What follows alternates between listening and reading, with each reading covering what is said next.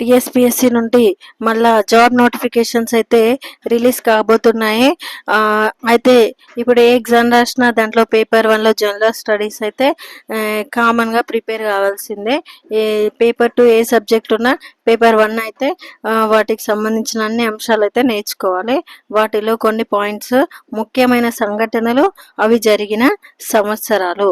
అయితే first one, వందే మాతర ఉద్యమం ఎప్పుడు జరిగింది? 1905. జలియన్ వాలాబాగ్ దురంతం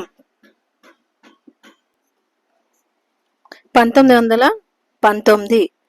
ఖిలాఫత్ ఉద్యమం 1919. హోమ్ రూల్ ఉద్యమం 1916. మొదటి ప్రపంచ యుద్ధం 1914 నుంచి 1918 వరకు జరిగింది. రెండవ ప్రపంచ యుద్ధం 1919 నుంచి 1945 వరకు జరిగింది. ముస్లిం లీగ్ 1906.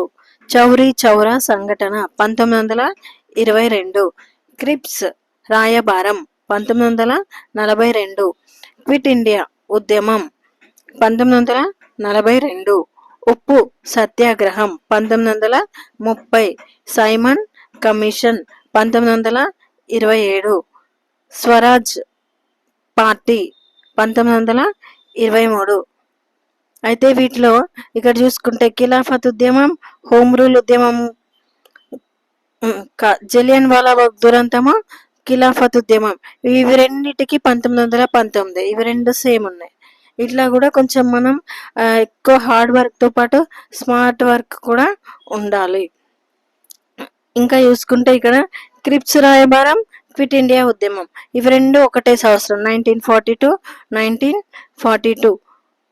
ఈ విధంగా అయితే మనం చదువుకుంటూ కొంచెం ఇంపార్టెంట్ పాయింట్స్ అనేటివి గిట్లా లాజిక్తో కూడా గుర్తుపెట్టుకోవాలి.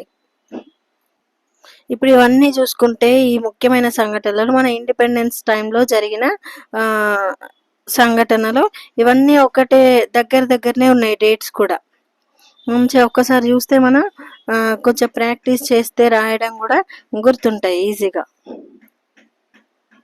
ఇప్పుడు మనకు ఈ స్వాతంత్ర టైంలో జరిగిన సంఘటనలు ఏమున్నాయి, ఆ ఇయర్స్ అయితే ఖచ్చితంగా అడుగుతాయి.